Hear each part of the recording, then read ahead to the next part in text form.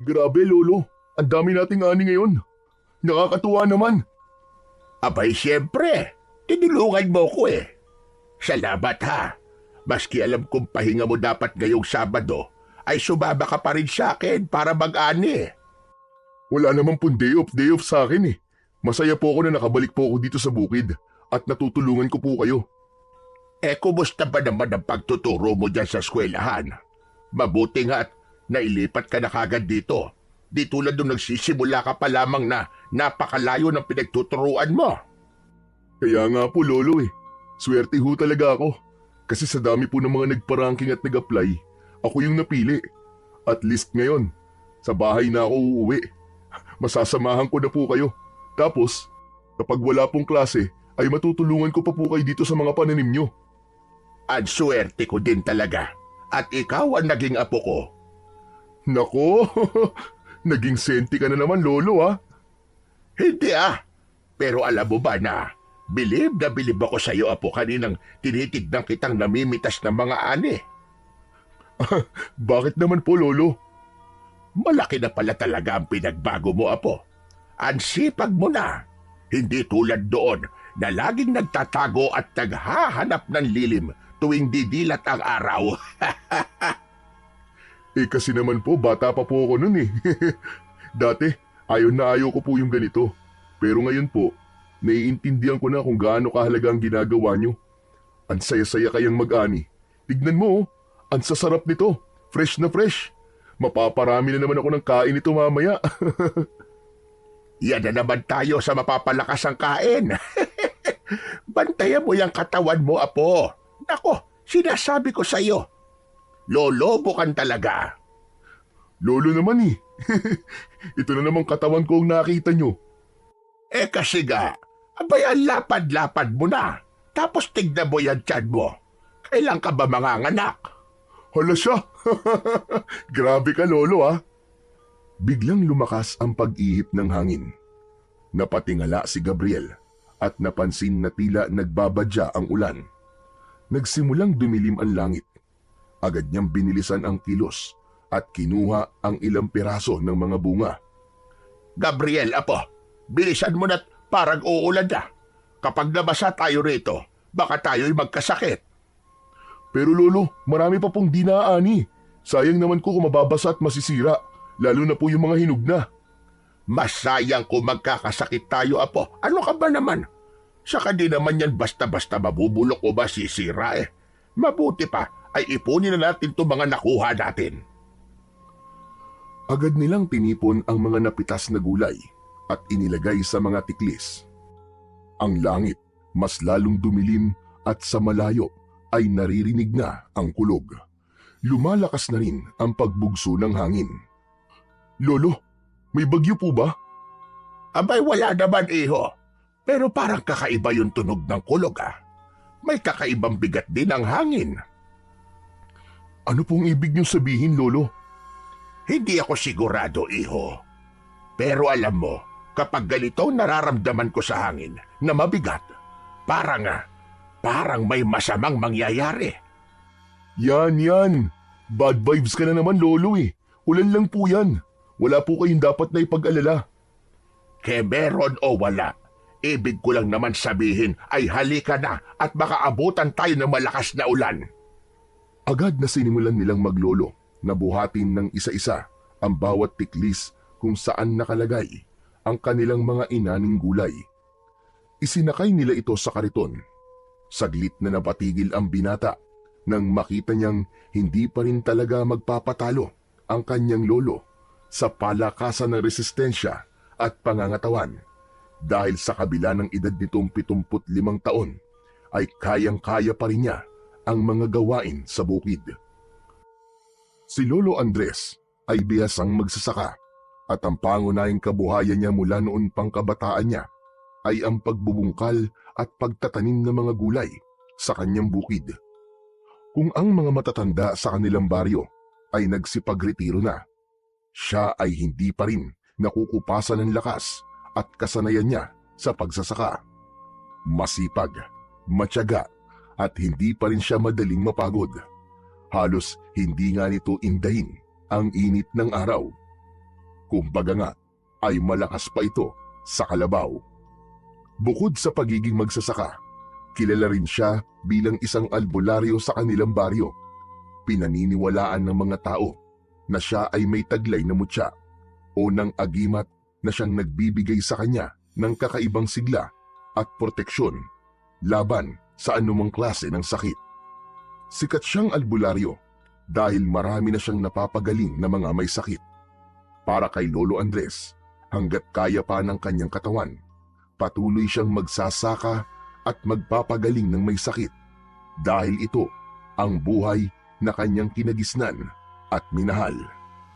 Samantala, habang patuloy silang nagmamadaling mag-ayos ng mga ani, mas lalong lumakas naman ang ihip ng hangin. Naging mabagsik at halos bumayo na parang isang paparating na bagyo. Napilitang huminto ang dalawa sandali upang takpan ang kanilang mga mata mula sa alikabok at daong nilipad ng malakas na hangin. Nang medyo kumalma, ay agad nilang itinali ang mga tiklis sa kariton. Naku, kailangan na po natin bilisan, Lolo. Mukhang babagsak na po talaga ang ulan. Heto na, sige na. Bilisan na natin at baka mamaya maabutan pa tayo ng pagbaha sa palayan. Biglang gumuhit ang malakas na kidlat sa kalangitan, kasabay ang malakas na dagundong ng kulog. Agad na napahinto ang dalawa, kapwa na tulala sa kanilang nakita.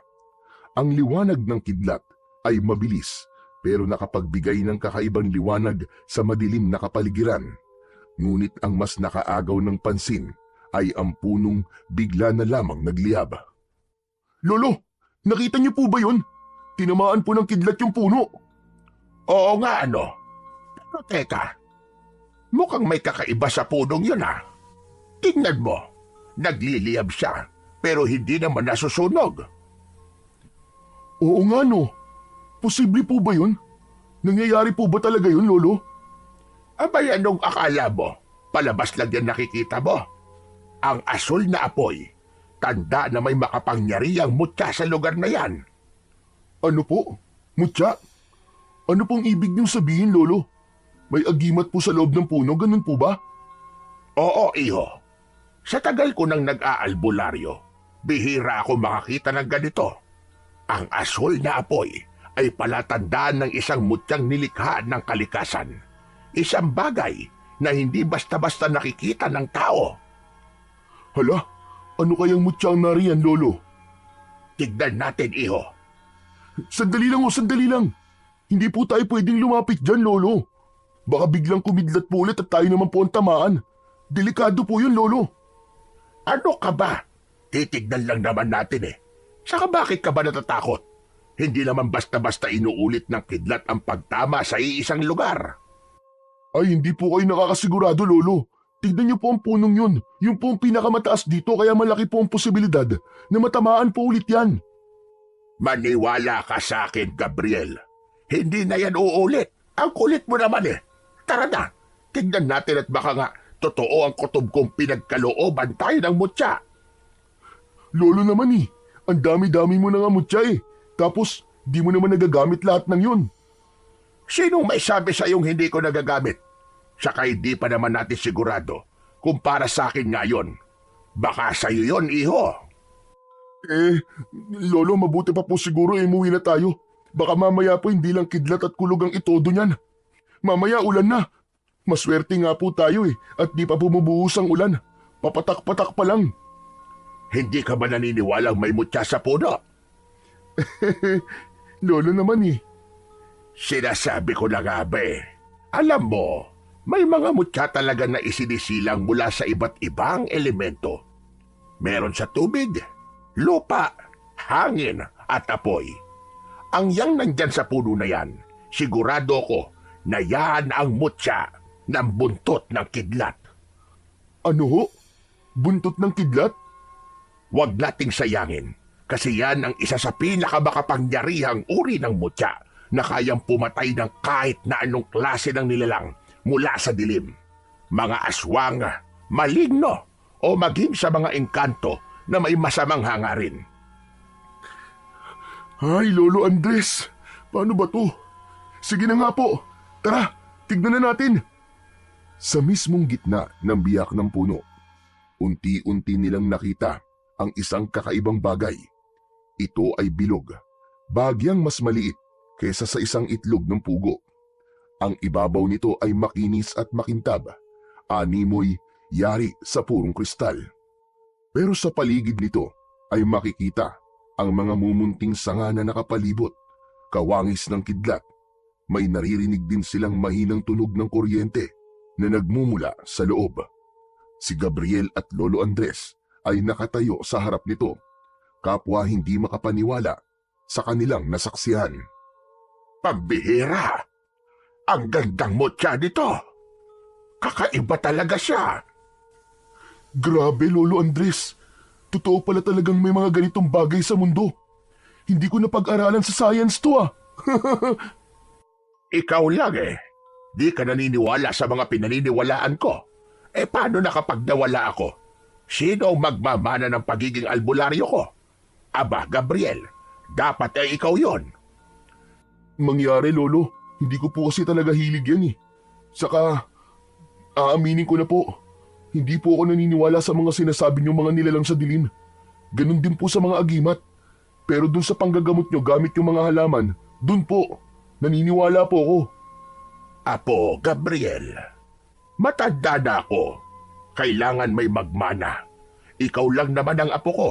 Ikaw lang ang pwede kong turuan kung sakali. Pero Lolo Andres, teacher na po ako eh. At ito po ang daan gusto kong tahakin. Hindi po ang pagiging isang albularyo. Pasensya na po kayo, Lolo Andres. Kung di kita mapipilit, wala namang problema sa akin yon, apo.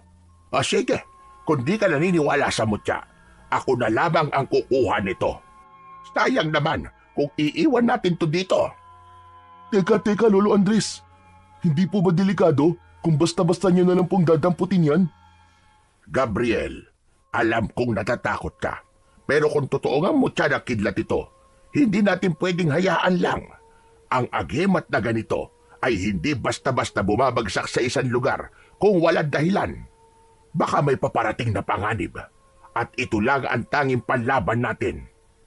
Pero Lolo Andres, baka po mapahamak kasi kayo eh. Mas delikado kung hindi natin malalaman ang dahilan ng pangyayaring ito. Kung may paparating nga na panganib, mabuting maging handa tayo kesa magsisi sa bandang huli. Dahan-dahang inilapit ni Lolo Andres ang kamay niya sa mutya. Pero bago pa man niya ito mahawakan, biglang gumapang ang maliit na kidlat mula sa mutya papunta sa kanyang kamay. Agad siyang umatras, hinahaplos ang nanginginig pang kamay. Halatang nasaktan siya, pero pilit niyang hindi pinapahalata. Lolo, ano pong nangyari? Nakuryente ako. Abay, ang lakas. Lumabas ata ang kaluluwa ko sa bisit na kuryente nito. Talaga po, Lolo? Pero, ayos lang po ba kayo? Gasking batang ire at nagtanong pa. Mukha ba akong ayos? Tignan mo nga't nanginginig pa rin ang kamay ko. Nagtaasan pa yata ang iilang piraso na labang na buhok ko. Kasi naman kayo eh. Sabi ko naman kasi sa inyo, huwag niyo nang hawakan ang kulit-kulit niyo eh. Nakuryente ako. Dahil hindi ako tinanggap ng mutya. Yun lang yon. Di kung ganun, Lolo, umuwi na po tayo. Ayaw naman pala sa inyo ng mutya eh. Hindi ako. Pero baka ikaw, iho. Baka ikaw ang gusto ng mutya na kumuha sa kanya. Ano po? Ako? Naku, Lolo. Huwag niyo po akong isali dyan. Wala po akong alam dyan. Subukan mo lang, Gabriel. Ang mutya mismo ang pipili kung sino ang karapat-dapat na kumuha sa kanya. Kasi po, ang totoo po niyan, takot po ako sa kuryente. Ano ka mo? Takot ka sa kuryente? Opo, di ba nga nagka-trauma po ako nung bata po ko? Nung isuot ko po yung kamay ko sa sakit, nakasaksak pala. Simula nun, ayoko nang dumikit sa kahit na anong may kinalaman po sa kuryente. Abay, napapanahon na siguro para harapin mo ang takot mo, Gabriel. Walang mangyayari sa'yo. Ang mutyang yan ay isang biyaya. At kung ikaw ang pinili nito, hindi mo pwedeng takasan ang tadhana mo. Pero lolo, paano po kung makuryente po ako uli? Eh di malalaman natin kung talagang tinatanggap ka ng mutya o hindi. Lolo naman eh. Pwedeng pag-isipan ko muna to. Walang oras para mag-isip, apo. Ang mutya ay hindi maghihintay magpakailanman. Tahimik na napatingin si Gabriel sa kumikislap na mutya. Ramdam niya ang kaba sa dibdib. Kaya naman, pikit mata na lamang niya itong dinampot. Wala siyang naramdamang kuryente ng sandaling mahawakan niya ito. Dahan-dahan niyang idinilat ang kanyang mga mata at halos mapatalon siya nang makita niyang sobrang lapit na ng mukha ng kanyang lolo Andres. Nakangisi ang matanda, halos abot sa tenga ang tuwa. Hey! Lolo naman eh! Huwag niyo naman po akong gulatin ng ganun! Hay! O ano? May kuryente o wala? Wala po. Tama ako, di ba? Ikaw nga ang nakatakdang humawak sa mutyang yan. Bakit naman po ako? Eh hindi naman ako ang tingero o albularyo na tulad nyo. Hindi rin ako mandirigma o sundalo. Isa lang akong simpleng tao. Hoy, hoy, hoy! Tandaan mo, hindi lang yung marunong lumaban ang maaaring maging mandirigma. Dahil ang tunay na mandirigma ay yung may tapang at puso para ipagtanggol ang kanyang bayan. Tinignan ni Gabriel ang mutya sa kanyang palad. Patuloy itong kumikislap, nagliliyab sa malamlam, ngunit makapangyarihang bughaw na liwanag. Lolo Andres, ano pong gagawin ko ngayon? Una sa lahat, itago mo muna yan, iho. Huwag mong ipapakita kahit na kanino. Sa tamang panahon, malalaman mo kung paano gamitin ang kapangyarihan niyan. Matapos ang kakaibang pangyayari na naganap sa gitna ng bukid, nagdesisyon na ang maglolo na umuwi na. Maingat na isinilid ni Gabriel ang mutya sa kanyang bulsa. Tahimik lang ang binata. Ilang beses niyang pinatanong ang kanyang sarili kung bakit anong meron at siya ang pinili ng mutya, gayong ang lolo niya ang totoong albularyo. At sa palagay ng lolo niya na siya ang karapat-dapat na magbayari ng mutya. Si Gabriel ay isang guro sa elementarya sa kanilang baryo. Simula pa lang ay malinaw na sa kanya ang landas na nais niyang tahakin, ang magturo, magbigay ng kaalaman at tumulong sa paghubog ng mga kabataan. Bata pa lang siya, nakita na niya kung paanong ginagamot ng kanyang lolo Andres ang mga may sakit sa kanilang baryo. Maraming humahanga sa kakayahan ng matanda, ngunit may ilang ding hindi naniniwala at tinatawag siyang matandang baliw. Lumaki siya na saksi sa hirap at naging sakripisyo ng kanyang lolo, yung tipong halos wala na itong pahinga. Ginagawa ang kanyang responsibilidad nang walang pinipiling oras, araw man o gabi, at hindi rin ito naniningil. Dahil dito, pinili niyang lumayo sa landas na ito. Mas ginusto niya ang mag-aral at makatapos bilang isang teacher.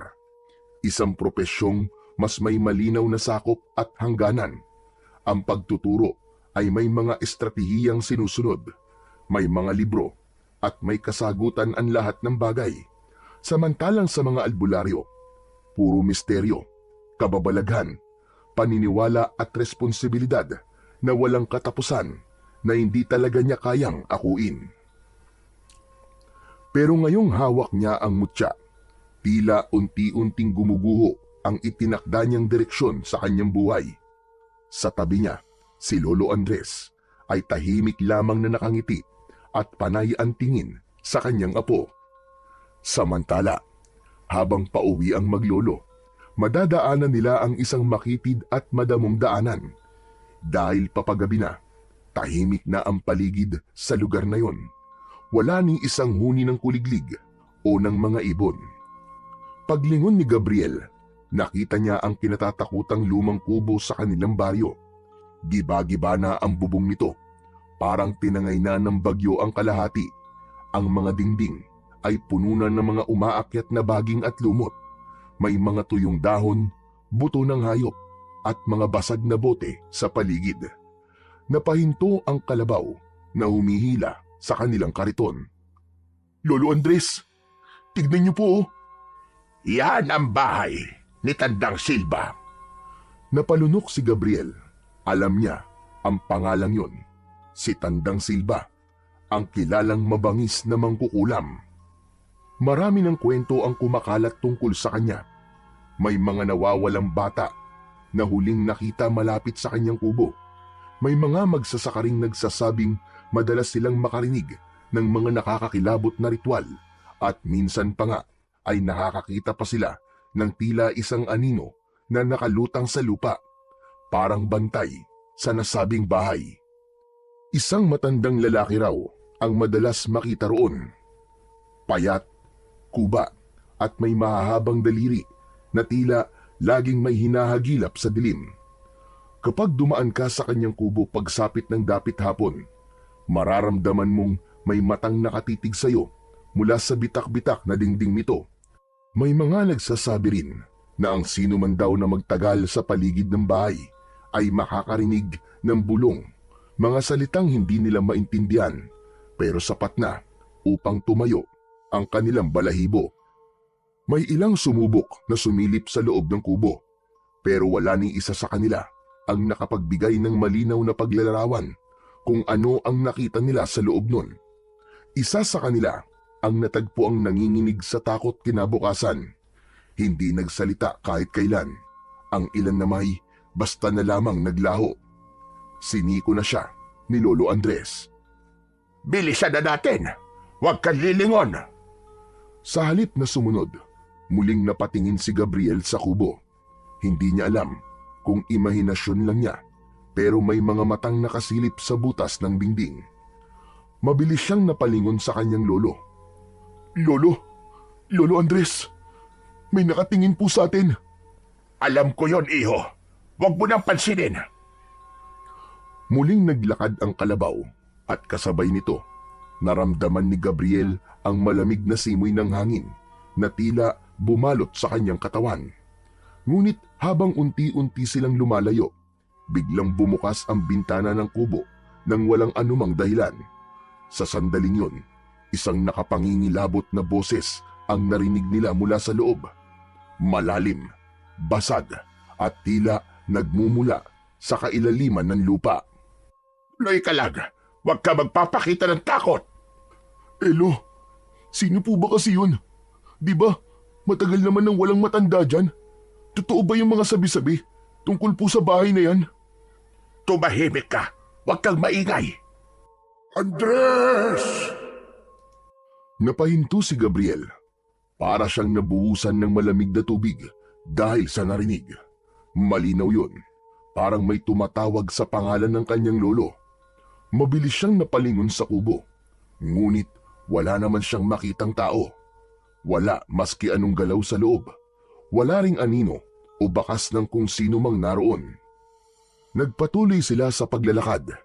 Pilit niyang kinalma ang kanyang sarili. Pero sa huli niyang paglingon doon, nakita niya ang isang matanda. Nakatayo ito sa may bakuran. May hawak na tungkod. Gulo-gulo ang kanyang mahabang buhok na kulay puti. Ang kanyang balat ay kulubot at maitim. Parang tuyong kahoy na unti-unting nalilipasan ng panahon. Ngunit ang mas nakakakilabot sa lahat ay ang kanyang mga mata. Hindi matukoy ng binata kung dilat ba ito o nakapikit. Pero alam niyang nakatingin yon ng direkta sa kanya. Maya-maya pa ay nakita niyang bumuka ang bibig nito at umusal ng isang dasal. Bigla niyang naramdaman ang paghila sa kanyang braso. Tumingin ka sa daan, iho. Huwag ka nang lumingon dyan sa likod. Lolo, siya po ba si Tandang Silva? Hindi agad sumagot ang matanda. Ilang saglit nang tuluyang makalayo sila matapos ang ilang metro. Doon lamang siya nagsalita. Hindi ko alam na nakabalik na pala siya. Masama ito, iho. Pero lolo, siya po ba talaga yun? Si Tandang Silva? Oo, siya nga.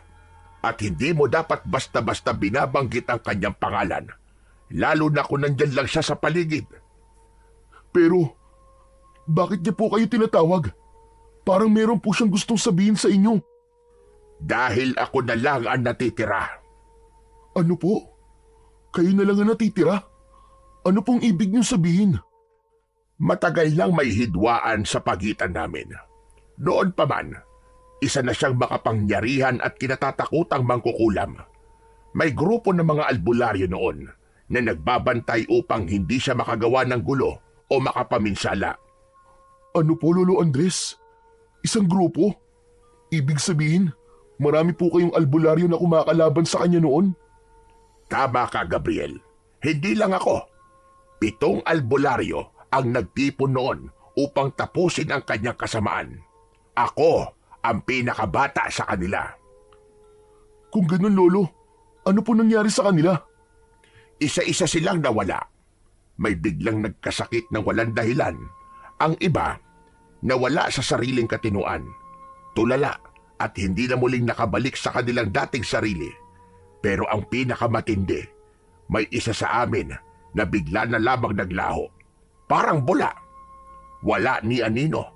Wala ni bakas kung nasan siya dinala. Ako na lang, Apo. Ako na lang ang natira sa 7 albularyo. Iniisip niyo po bang siya ang may kagagawan sa pagkawala ng mga kasama niyo, Lolo Andres? Sino pa nga bang may kapangyarihang gawin yon sa kanila? Eh di siya lamang, si Tandang Silva. Pero paano niyo po napatunayan na siya nga po ang may sala? Gabriel, ang matandang yon ay delikadong tao. Hindi siya basta-basta. Maniwala ka sa akin. Hindi mo gugustuhin mapansin ka niya. Kung totoo po ang sinasabi niyo, bakit po siya bumalik? Magiganti ba siya sa inyo? Yan ang hindi ko pa alam. Pwedeng oo. Pwede rin namang hindi. Pero isang bagay ang sigurado ko. Sa muli niyang pagbabalik ay may mangyayaring hindi maganda. Manganganib ulit ang mga tao. Kaya, Apo, humanda ka. Ho? Bakit naman po ako maghahanda? Ano naman pong kinalaman ko rito? Baka yan ang dahilan kung bakit ka binigyan ng mutya. Huminga ng malalim si Lolo Andres, saka tumitig kay Gabriel.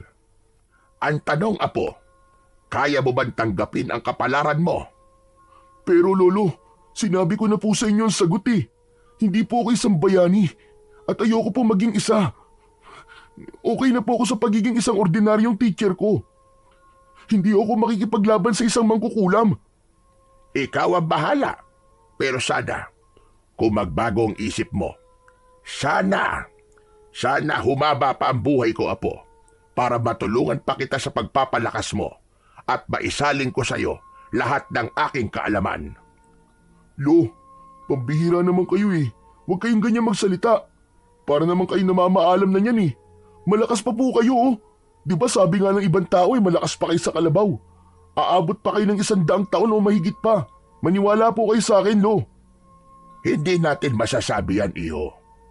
Lalo't nagbalik na siya. Alam ko ang sadya niya. May binabalak siyang hindi maganda at hindi ko alam kung anong klaseng kasamaan ang dala niya ngayon. Hindi ko talaga alam. Lolo, huwag na po nating isipin yan. Hindi pwede, Gabriel. Kailangan nating maghanda.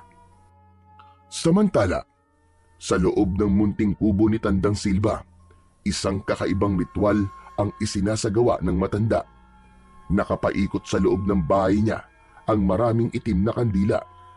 Sa gitna ng silid, isang malamig at matigas na bangkay ang nakahiga sa isang luma at sira-sirang banig. Nagsimula na si Tandang Silva sa isang pabulong na orasyon.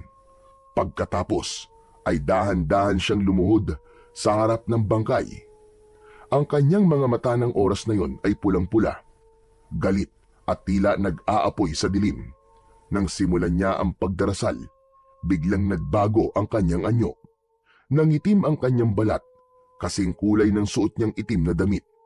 Ang kanyang buhok ay naging puti lahat. Ang kanya namang mga kamay ay mas lalong nangulubot at napuno ng mga malalaking ugat. Nang matapos ang kanyang pagbabagong anyo, dahan-dahan niyang hinaplos ang bangkay habang patuloy pa rin siya sa kanyang orasyon.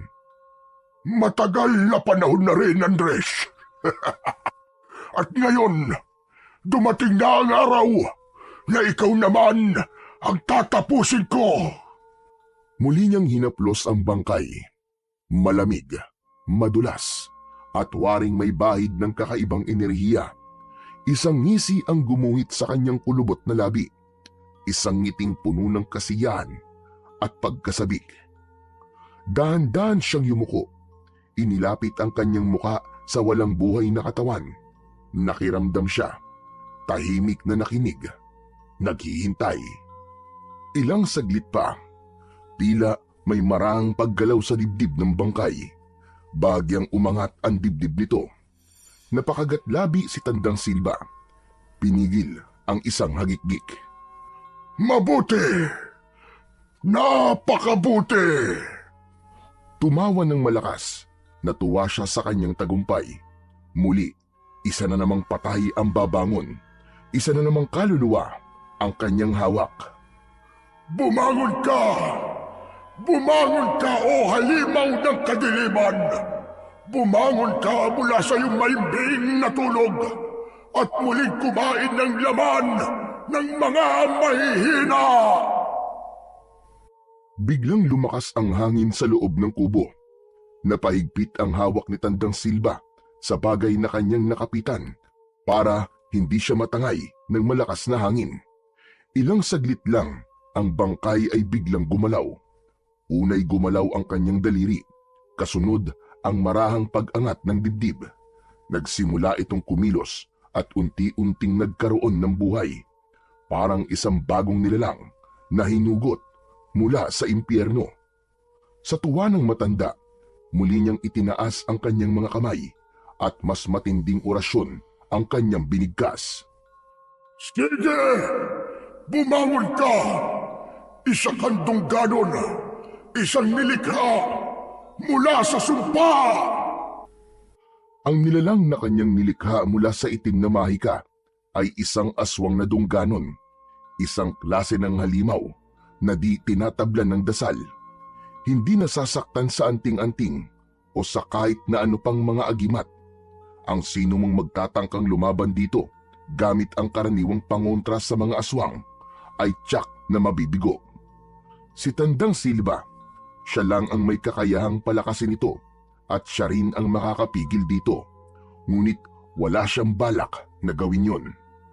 Hinila niya ang isang maliit na bote mula sa kanyang lamesa. Ito ay puno ng dugo. Dugo ng isang batang inosente na ginamit bilang sakripisyo. Ipinainom niya ito sa aswang at hinayaang sipsipin ito ang pulang likido. Sa wakas, nagawa ng aswang na bumangon, na puno ng matatalim na kuko ang kanyang mga kamay at paa, at ang katawan ay nabalot ng itim na kaliskis. Nakabuka ang kanyang bibig at lumabas ang dila na mahaba at matalim. Ang katawan nito'y mahaba at matipuno. May malapaniki itong pakpak. Napahiyaw ang halimaw at lumikha ng isang nakapangingilabot na tunog, at pagkatapos ay lumipad palayo ang bagong likhang dungganon. Namatay ang mga kandila sa loob ng kubo. Nabalot ng dilim. Ngumiti ang matanda. Sa wakas, magagawa ko ng lahat ng gusto ko sa baryong ito. Humanda kayong lahat. Lalo ka na, Andres. Lalo ka na. At sa pagkakataong ito, ako ang mananalo. Sa labas ng kanyang kubo, muling namuo ang maitim na ulap. Tinakpan nito ang buwan. Parang muling nagbabadya ang napakalakas na ulan. Samantala, sa loob naman ng bahay ng maglolo, hindi mapakali ang matanda. Paulit-ulit siyang tumatanaw sa bintana. Naramdaman niya ang kakaibang haplos ng hangin.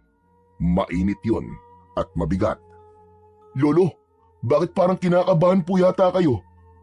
Gabriel, nararamdaman ko may masamang nilalang na bumangon ngayong gabi. Ano po? Ano pong bumangon?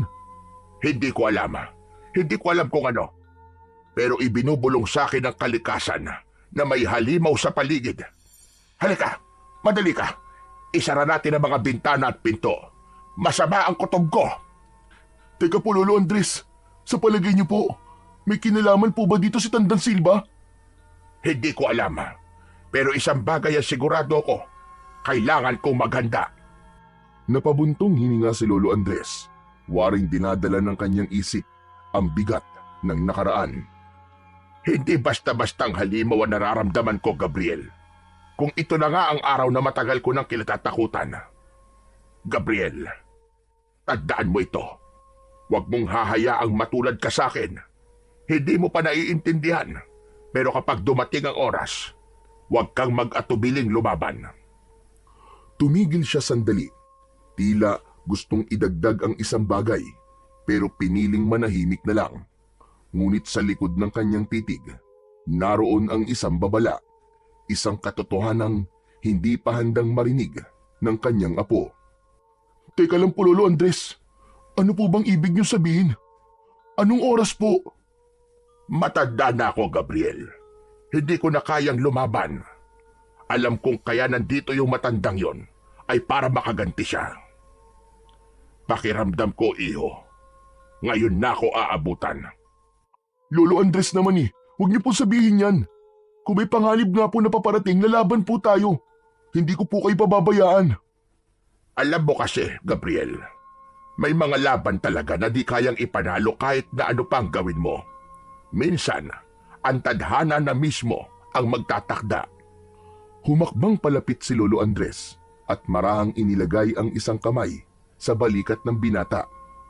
Pero kung sakali man, iho, na dumating ang araw na yon, huwag kang malulungkot dahil hindi lahat ng katapusan ay talo. May mga sakripisyong kailangan na gawin para may ibang mabuhay, para may magpatuloy. Lolo Andres, hindi ko gusto yung mga sinasabi niyo. Kung ano man ang mangyari, iho, gusto kong panghawakan mo ang sinabi ko. At kung dumating ang araw na hindi mo na ako makita, huwag kang matakot, iho. Lolo Andres, wala po masamang mangyayari sa inyo. Kung kinakailangan po na ipasuot ko sa inyo lahat ng agimat nyo, gagawin ko. Para lang po, hindi kayo lapitan ng mangkukulam na yon. Huwag ko kayo mag-isip ng negatibo, Lolo. Di ko kaya, Lo. Di ko po kaya mawala kayo. Huwag mong sabihin na hindi mo kaya. Dahil may isang hiling ako sa iyo. Kung dumating man ang oras na kailangan mong mamili sa pagiging teacher o pagiging albularyo, sana piliin mo ang daan na magliligtas sa mas maraming tao. Napabuntong hininga si Gabriel. Ayaw niya nang pakinggan ang sinasabi ng kanyang lolo. Samantala, sa labas ng kanilang bahay, nagmamasid na ang dungganon. Tahimik itong nakalambitin sa isang sanga. Ang mapupulang mata ay nakatitig sa bahay ni Lolo Andres. Malamig ang gabi. Walang buwan. Tanging mahihinang ilaw lang ng mga poste ang nagbibigay liwanag sa madilim na lansangan. May dumaang isang lalaki. Ang atensyon ng aswang ay agad na nabaling dito. Naging mabilis ang paghinga ng nilalang. Gutom na gutom ito. Parang matagal nang di nakakatikim ng masarap na hapunan. Tinitigan niya ang kanyang magiging biktima. Nagpatuloy sa paglalakad ang lalaki at walang kamalay-malay sa panganib na nakasunod sa kanya. Ang paligid ay tila sumabay sa katahimikan ng gabi. Walang kuliglig, walang kaluskos ng dahon, walang kahit na anong ingay. Isang nakakapanindig balahibong katahimikan. Dahan-dahang lumipad ang dungganon mula sa sanga. Napakabilis nitong gumalaw, pero halos hindi naririnig ang pagaspas ng malalapad nitong mga pakpak. Para lang itong inilulutang ng hangin.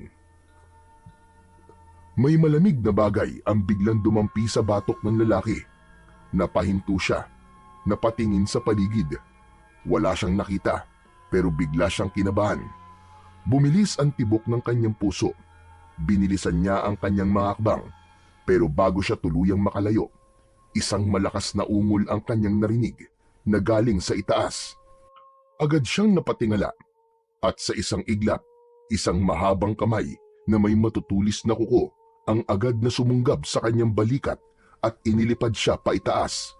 Malakas ang kanyang naging sigaw, pero agad ding naputol nang maramdaman niya ang isang madulas at malamig na dila ng nilalang na dumampi sa kanyang leeg. Ang kasunod nito ay bigla siyang kinagat sa leeg at sumubsob ang muka ng aswang sa leeg nito. Sinipsip ang kanyang dugo. Napakislot siya sa sakit. Pilit niyang itinutulak ang nilalang pero hindi niya kaya, lalo pat nasa itaas sila. Alam niyang kamatayan din ang kahahantungan niya sa oras na mabitiwan siya ng aswang. Nagsimula siyang manlambot, unti-unting naubusan ng lakas habang ang dugo niya ay patuloy na dumadaloy papunta sa bibig ng aswang. Hindi nagtagal, bumagsak ang kanyang katawan sa kalsada. Nanghihina, nanginginig. Bumaba ang aswang, nakatayo ito sa tabi niya habang pinapahid ang dugo ang pangil nito gamit ang dila. Tumingala ito sa langit at muli itong lumipad patungo sa kung saan. Unang putok pa lang ng araw, ngunit isang nakakakilabot na balita na kagad ang gumimbal sa buong baryo. Sa gitna ng kalsada sa malamig at basang simento, nakita nila ang isang nakabulagtang lalaki. Maputlang maputla ang kanyang balat. Ang kanyang mga mata ay nakadilat at parang takot na takot. Ngunit ang nagbigay ng kilabot sa mga tao ay ang nakita nilang dalawang malalalim na sugat sa leeg ng lalaki. Parang ginilitan ng matatalim na pangil. Ayon sa usap-usapan ng mga residente, ang sugat na yun ay hindi gawa ng isang hayop dahil malinis pero brutal. Wala ni isang patak na dugo ang kumalat sa paligid. Ang mga babae at matatanda ay walang magawa kundi ang takpan ang kanilang mga bibig nang makita ang bangkay. Iisa ang kanilang sinasabi, isang aswang ang may gawa sa karumal-dumal na pagpatay sa lalaki. Sa gitna ng kaguluhan, si Gabriel ay papunta noon sa paaralan nang napansin niya ang nagkukumpulang mga tao. Habang papalapit siya, isang pamilyar na figura ang kanyang nakilala. Si Boy, isang 10 taong gulang na estudyante niya. Nakatayo ito sa harap ng kumpulan, hindi kumikilos, hindi nagsasalita. Nakatingin lang ito sa isang direksyon, tulalang-tulala, nakanganga at hindi maipinta ang muka. Agad siyang lumapit para alamin ang pinagkakaguluhan ng mga tao. Ganun na lamang ang kabang naramdaman niya nang makita ang bangkay na nakahandusay sa kalsada. Napahinto siya at napalunok. Naramdaman niya ang panlalamig ng kanyang kamay pero pinilit niyang kumalma. Luminga-linga siya sa paligid. Kita niya ang takot sa mukha ng mga tao. May iba pang nasuka at hindi nakayanan ang tagpong yun. May iba nang lumalayo at ayaw na nilang tignan ang bangkay. Muling napatingin si Gabriel sa kanyang estudyante. Tahimik pa rin ang bata. Nakatutok lang ang mga mata sa patay. Lumapit siya at maraang hinawakan ito sa balikat. Naramdaman pa niya ang pagkagulat nito at bahagyang panginginig. Marahan niyang hinatak ang bata palayo. "Boy, anong ginagawa mo dito?" Si Kuya Mando po. Nakita ko po siya kagabi naglalakad. Dumaan po sa tapat namin. Pero... "Anong nakita mo, anak? May nakita ka ba? Nakita mo ba ang pumatay sa kanya?" Sir, may biglang dumagit po sa kanya mula sa itaas. Inilipad po siya tapos bigla na lang po silang nawala. "Sigurado ka ba, boy? Nakita mo ba yung itsura ng dumagit sa kanya?" Hindi ko po nakita ng malinaw, sir. Pero ang laki po niya. May pakpak po. Para po siyang isang malaking ibon. Pero hindi po siya ibon, sir. "Boy, may narinig ka bang tunog? Sigaw o kaya ungol?" Opo, sir. Sumigaw po si Kuya Mando, sobrang lakas po. Pero parang naputol po yung sigaw niya bigla eh. Tapos, narinig ko po yung pagaspas ng pakpak. Ang bilis po, sir. Pagtingin ko po uli, wala na po sila. "Boy, may pinagsabihan ka na ba dito?" Wala pa po. Kayo pa lang po, sir. Natatakot po ako eh. Baka malaman po nila na nakita ko po yung pumatay sa kanya. Baka balikan po ako ng halimaw. Ano ka mo, boy? Halimaw? Totoo po yung sinasabi ng mga tao. Aswang po yung pumatay sa kanya. Huwag kang matakot, boy. Baka naman inaanto ka lang kagabi kaya kung ano-ano nakikita mo. Walang aswang, boy. Hindi sila totoo. Maniwala po kayo sa akin, sir. Totoo po yung nakita ko. Totoong may aswang. Totoong may aswang, sir. Kitang-kita ko po. Boy, makinig kang mabuti. Huwag mo itong ipagsasabi sa kahit na kanino, ha? Sa ngayon, bumalik ka na lang muna sa bahay nyo at huwag na munang lumabas lalo na sa gabi. Naiintindihan mo ba? Opo, sir. Sige na, umuwi ka na. Umuwi na ang bata at ang tanging nagawa ng binata ay sundan ito ng tingin hanggang sa tuluyan ng maglaho sa kanyang paningin. Napabuntong hininga siya. May kung anong bigat sa kanyang dibdib na hindi niya maipaliwanag. Maya-maya pa, sa gitna ng katahimikan, isang pamilyar na tinig ang narinig niya mula sa kanyang likuran. Malamig, bahagyang paos, ngunit hindi maikakailang kilala niya ito. Napako siya sa kinatatayuan. Dahan-dahan siyang lumingon at sa kanyang pagharap, nakita niya ang kanyang lolo Andres. Gabriel! Abay, ano nangyari dito? Dahan-dahan itong lumapit. Kita sa mukha nito ang labis na pag-aalala maski di pa naman niya nakikita kung ano talaga ang nangyari at kung ano ang pinagkakaguluhan ng kanyang mga kababaryo. Lolo Andres, meron hong patay. Natagpo ang walang dugo tapos may malalalim po na sugat sa kanyang leeg. Aba, tignan ko nga. Luwag na po. Baka kung ano pa po masabi nyo. Ano ka ba? Tahimik lang ako. Titignan ko lang naman. Sigurado po kayo, Lo, ha? Walang kung ano-anong sasabihin, ha? Ayoko po mas lalo matakot ang mga tao. Nakikiusap po ako sa inyo, Lo. Iwasan po nating lumala ang gulo rito. Oo na. Aba, tinatalakan mo pa ako eh.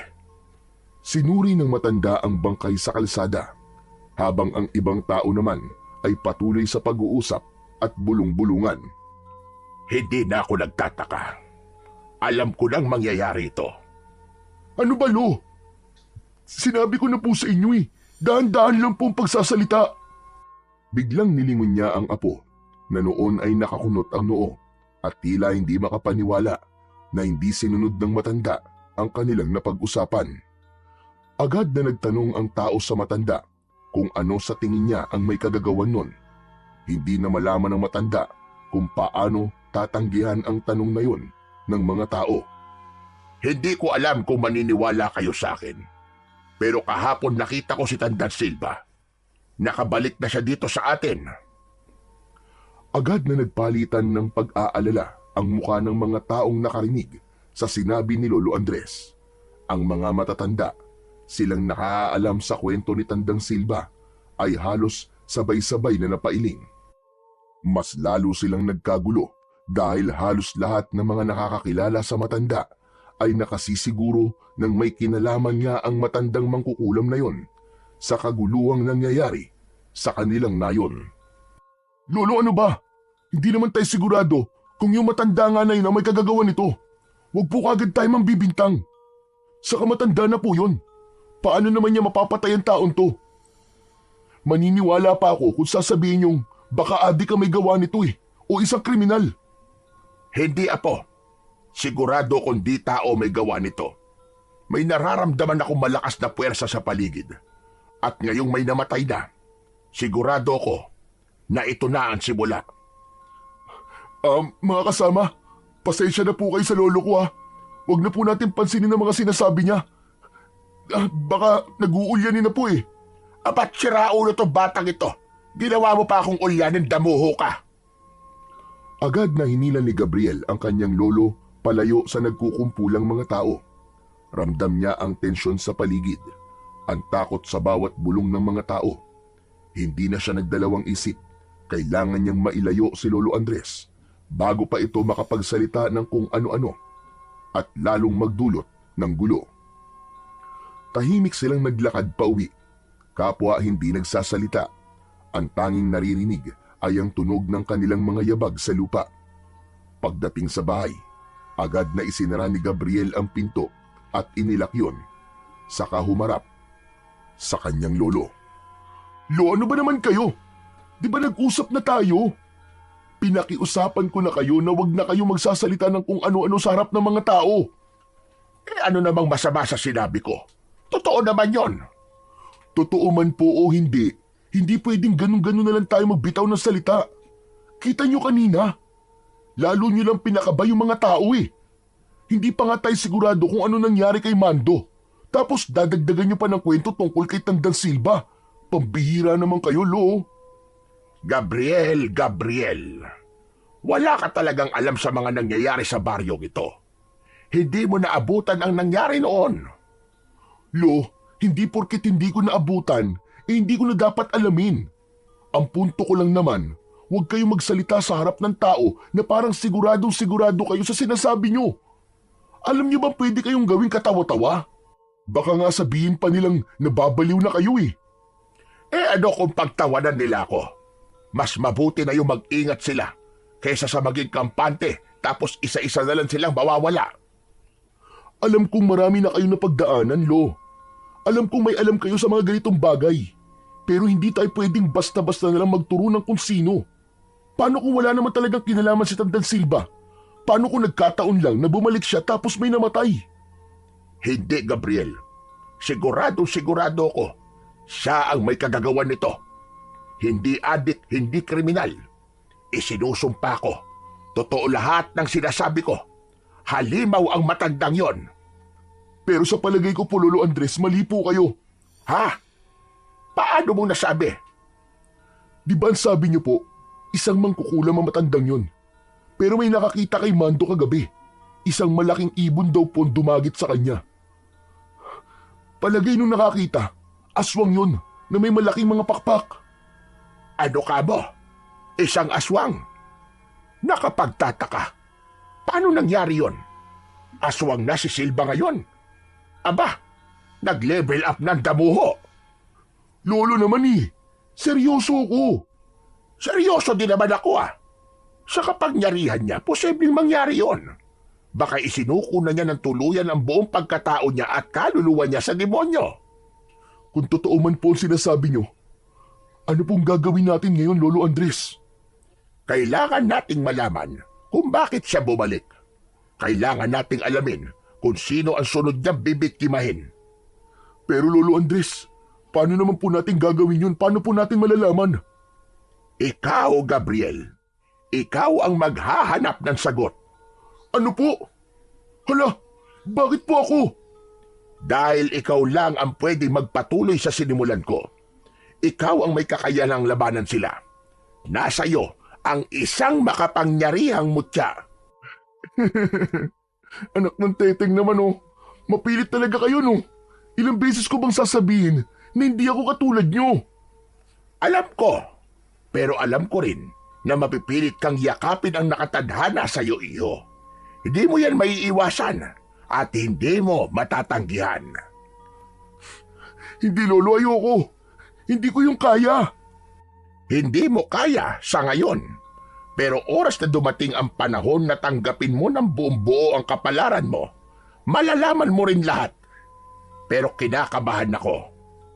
Saan naman po?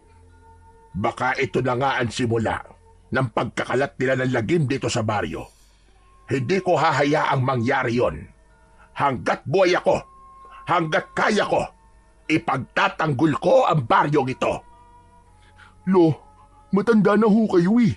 Di niyo na po kakayanin na makipaglaban pa sa mga aswang kung talagang aswang nga ang pumatay kay Mando. Kailangan nating magmatsyag dahil baka isa na sa mga nakakasalamuhan natin ang aswang. Ha? Ano po? Ano pong ibig niyo sabihin? Ang mga aswang, iho, kaya nilang magbalat kayo. Kaya nilang magpanggap na isang ordinaryong tao at makihalubilo.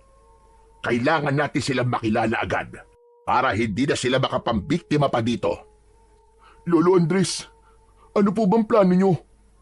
Kailangan nating malaman kung may nakakita sa nangyari bukod dun sa sinasabi mong nakakita. Dapat tayo magtanong sa mga tao, maghanap ng palatandaan, at higit sa lahat, dapat natin palakasin ang depensa natin laban sa kanila. Tahimik na sumang-ayon ang binata sa sinabi ng kanyang lolo. Alam niyang hindi nila maaaring baliwalain ang panganib na paparating.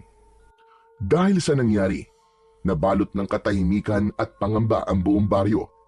Hapon pa lamang ay nagsisibalik na sa kanilang mga tahanan ang mga tao. Wala nang batang naglalaro sa lansangan, ni isang dumudungaw man lamang sa kanilang bintana. Ang mga matatanda naman ay tahimik na nagdarasal sa harap ng kanilang mga altar. Tangan ang mga rosaryo habang nanginginig ang kanilang mga kamay. Sa tapat ng tindahan na dati puno ng tawanan at ingay ng nag-iinuman, ngayon wala ni isang anino ng tao. Ang mga upuan ay naiwan sa magulong ayos. Tanda ng pagmamadali ng may-ari na makapasok kagad sa loob ng bahay. Samantala, abala naman ang iba sa paghahanda ng mga pangontra. Naglalagay sila ng mga bawang sa bawat sulok ng kanilang bahay, sa mga bintana, pintuan at maging sa ilalim ng kama ng kanilang mga anak. Ang ilan ay nagsasaboy ng asin sa paligid ng kanilang tahanan.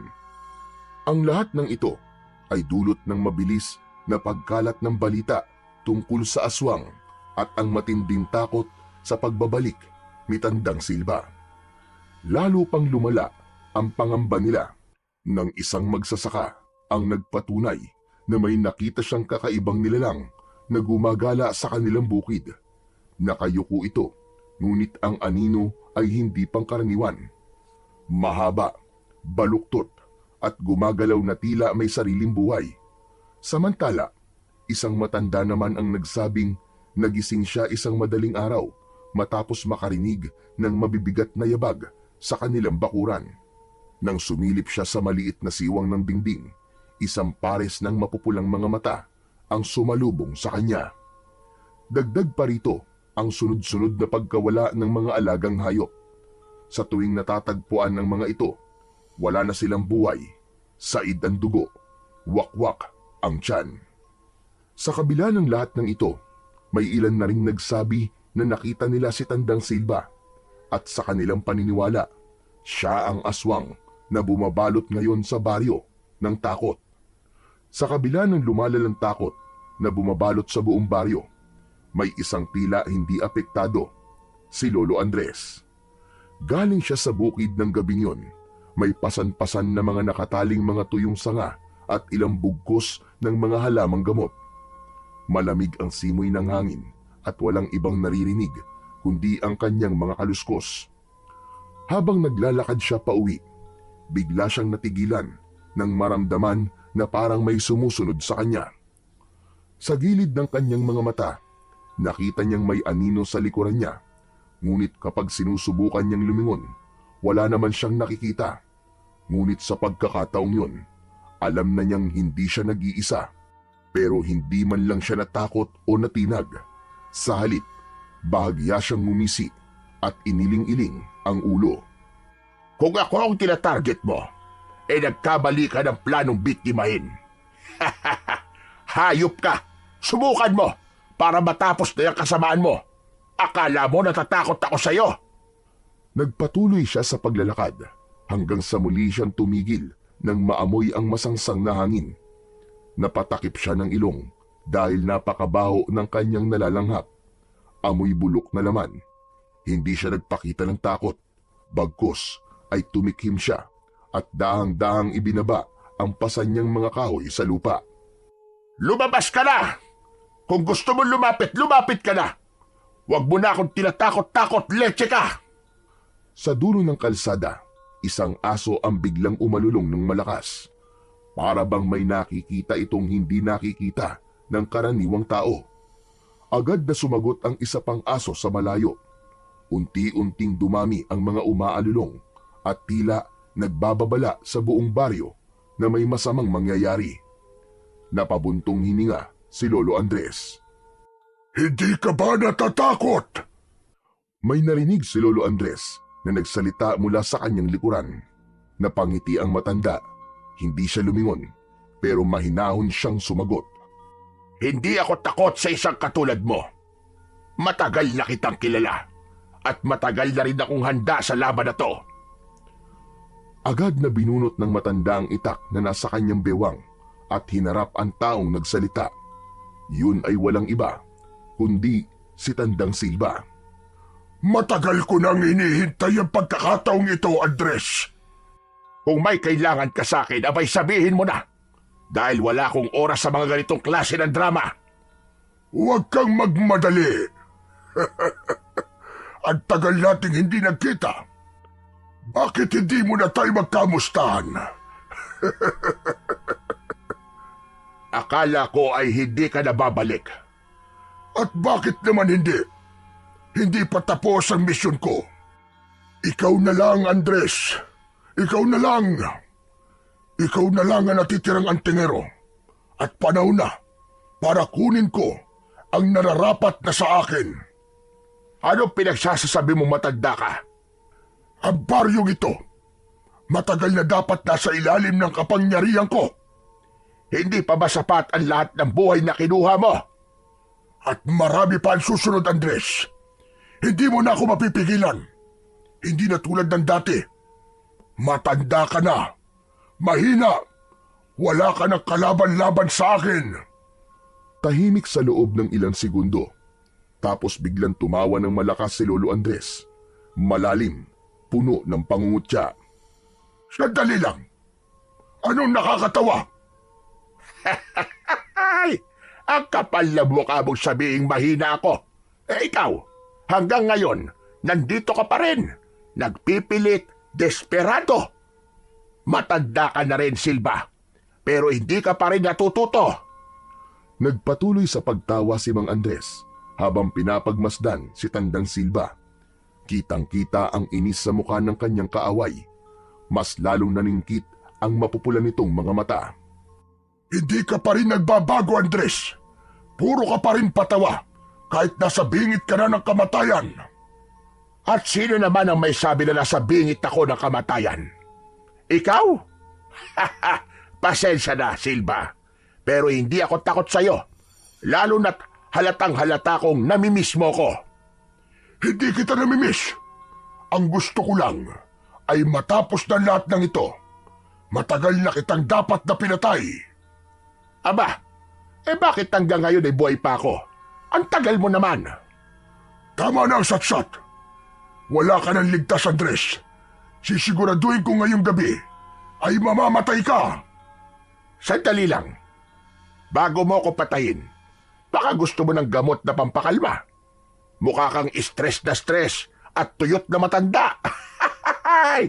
Baka naman sumakit yung dibdib mo sa sobrang gigil. Walang silbi mga pinagsasasabi mo. Hanggang ngayon, inutil ka pa rin.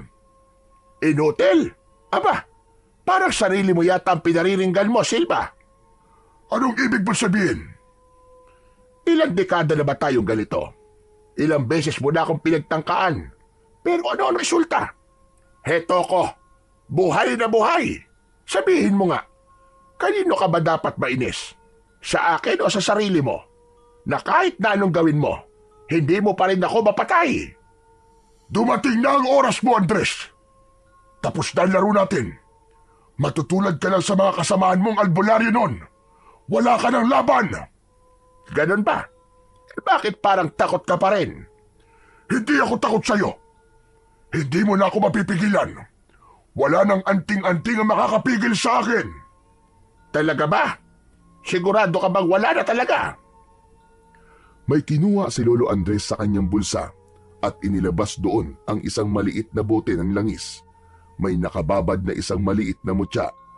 Kaagad niyang binuksan yun at ipinahid sa kanyang itak. Umuusok ito habang inilalagay sa talim ng kanyang sandata. Anong ginagawa mo? Sinabi mo kasing wala na makakapigil sa'yo, hindi ba? Di subukan natin kung totoo nga yan. Alam mo bang matagal ko nang hinihintay to? Matagal ko nang gustong gumulong sa sahig sa kakatawa kapag nakita kitang nahihirapan sa mga kalokohan mo. Ngayon, sigurado ka ng kaya mo ko. Di subukan mo. Hindi nag-aksaya ng oras si Lolo Andres.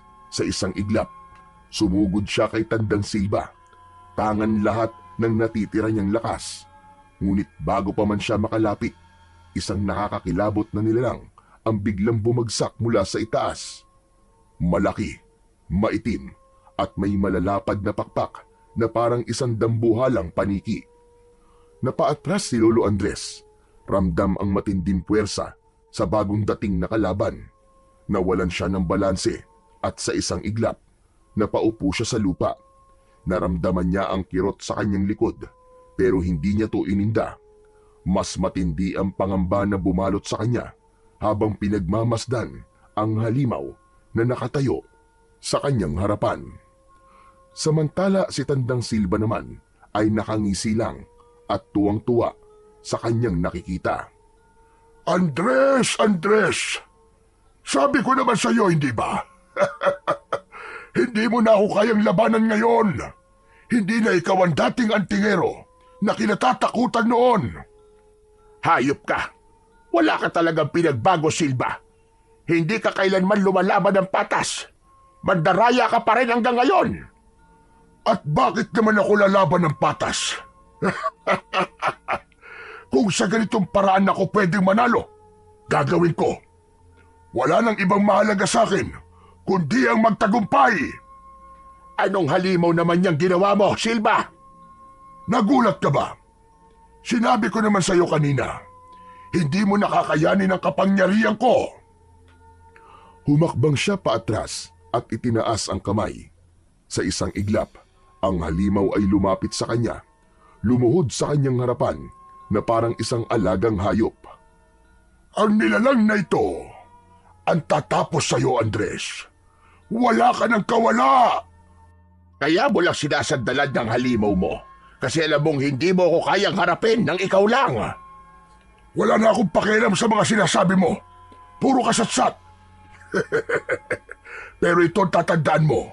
Ngayong gabi, Andres, magiging kwento ka na lang sa baryo na to. Agad na tumayo si Lolo Andres at ipinagpag ang alikabok na kumapit sa kanyang damit. Pagkaraan ay ngumisi. Wala ka talagang kadala-dala kahit kailan. At sino naman ang nagsabi sa'yo na kayang-kaya akong patayin yan? Marami na ako napatay na mga aswang. At yan pa bang ipagmamalaki mo? Isang orasyon lang yan. Patay na sa akin yan. Tumingala si Lolo Andres. Ipinikit ang kanyang mga mata at sinimulang bigkasin ang isang orasyon. Ang kanyang boses ay umaalingaw-ngaw sa paligid. Tila may bumabang enerhiya mula sa langit. Biglang lumakas ang hangin, umiikot sa paligid nila. Tignan natin ngayon kung sino ang mauuna sa hukay. Itinaas ni Lolo Andres ang kanyang kanang kamay, kasabay ng muling pagbibigkas ng orasyon. Ngunit di pa man niya natatapos ang orasyon, biglang sumugod ang aswang. Sumisirit ang laway mula sa bibig nito habang nakanganga. Mabilis ang kilos ng matanda. Umilag siya at mabilis na iwinasiwas ang kanyang itak. Tumama ito sa balikat ng halimaw pero parang hindi man lang ito nasaktan. Sa halip, napangisi lang ito at inihampas ang napakalaking kamay. Tumama ito sa katawan ni Lolo Andres at tumilapon siya sa lupa. Agad na napatingin ang matanda sa hawak niyang itak. Nasira ang talim nito. Nagkaroon ng lamat. Dinuraan niya lang ang lupa at muling tumayo. Hawak ang kanyang itak. Tumingin siya kay Tandang Silva na noon ay nakangisi lang. Tila nag-e-enjoy sa kanyang paghihirap. Muli siyang umusal ng isang dasal pero pinagtawanan lang siya ni Tandang Silva. Hindi ka pa ba nagtataka kung bakit hindi umi-epekto ang mga dasal mo? Huwag mo na sayangin ang hininga mo dahil wala yang silbi sa alaga ko. Nagtangis ang bagang ni Lolo Andres. Hindi siya makapaniwala. Anong ginawa mo, Silva? Anong klaseng halimaw yan? Natatakot ka na ba sa nilikha ko, Andres?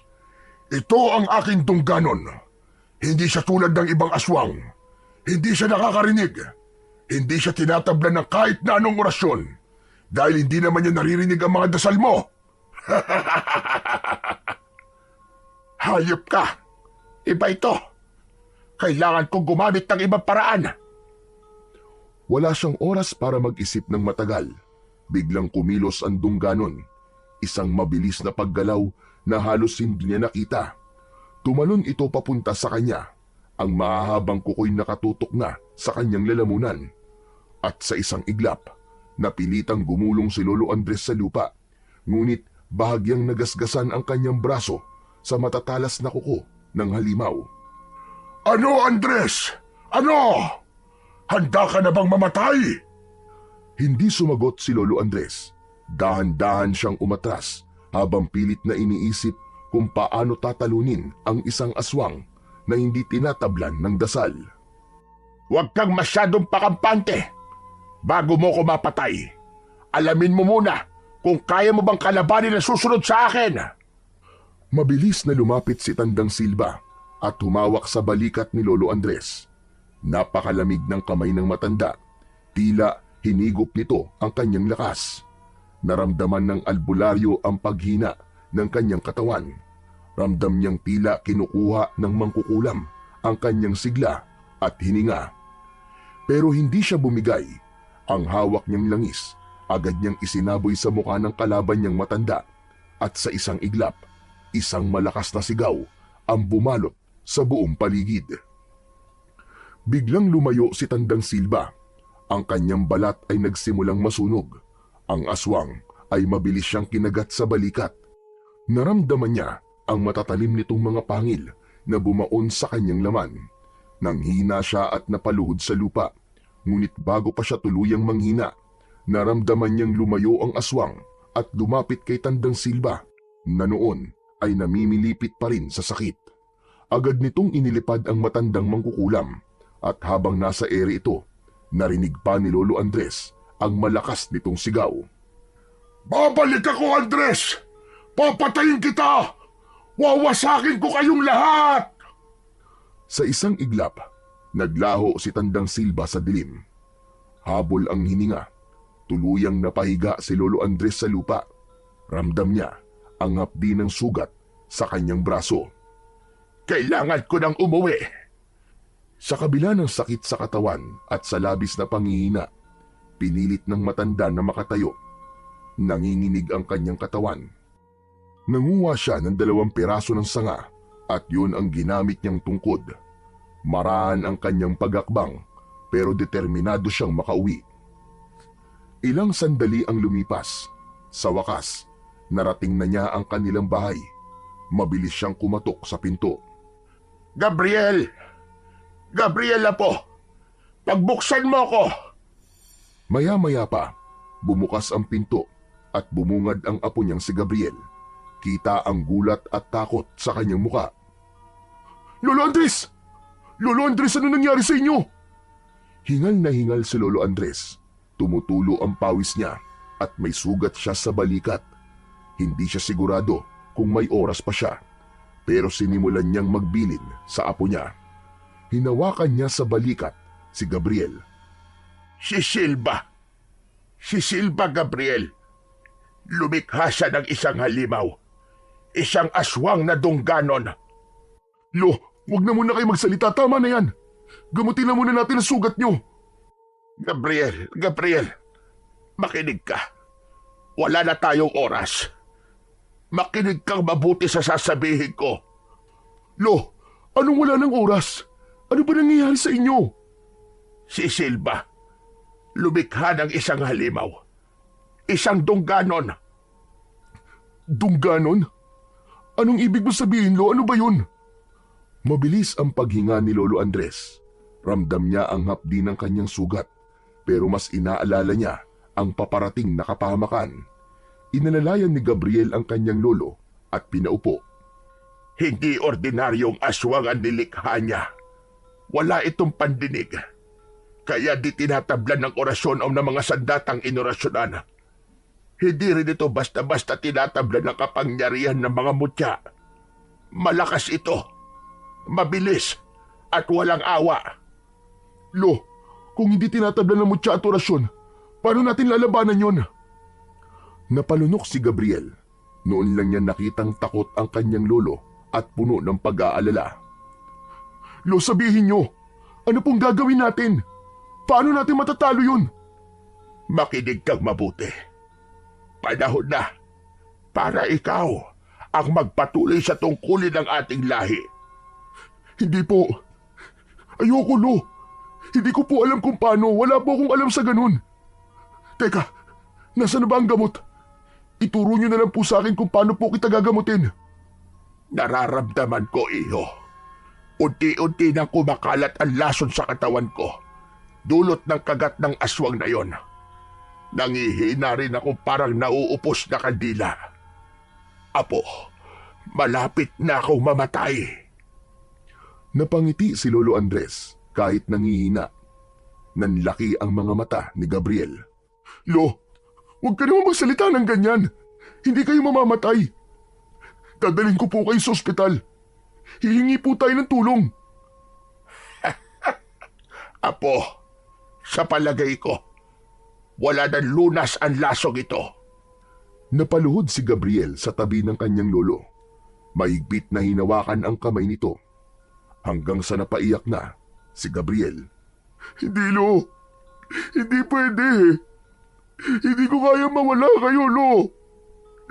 Kailangan ko kayo. Kailangan kayo ng taong bayan. Huminga ng malalim si Lolo Andres. Pilit na inipon ang natitirang lakas. Inabot niya ang muka ng apo at marahang pinisil ang pisngi nito. Hindi mo na ako kailangan. Ikaw na, Apo. Ikaw na. Ikaw na ang kailangan ng baryo natin. Iligtas mo ang lahat. Laban kay Silva. Umiling si Gabriel. Hindi matanggap ang sinasabi ng kanyang lolo. Lolo Andres, paano kung gagawin yun? Lalo pang lumabo ang paningin ni Lolo Andres, ngunit pilit niyang pinilit na tumingin ng direkta sa apo niya. Gabriel, nasa dugo mo ito. Nasa lahi natin. Hindi mo kailangan maging katulad ko. Kailangan mo lang maging handa. Buksan mo ang aklat. Basahin mo ang nilalaman. Hanapin mo ang sagot. At higit sa lahat, maniwala ka sa sarili mo. Natahimik si Gabriel. Sa labas naman, patuloy ang pag-alulong ng mga aso. Dahan-dahang bumitaw si Lolo Andres sa kamay ng kanyang apo at ipinikit na ang kanyang mga mata. Lo! Lolo, wag niyo akong iwan! Lolo! Ilang beses na sinubukang gisingin ni Gabriel ang matanda, pero huli na. Tumigil na ito sa kanyang paghinga. Napaluhod sa sahig ang binata. Hawak ang kamay ng kanyang lolo. Parang biglang huminto ang mundo niya. Ang kaninang alulong ng mga aso biglang nawala. Para siyang nabingi.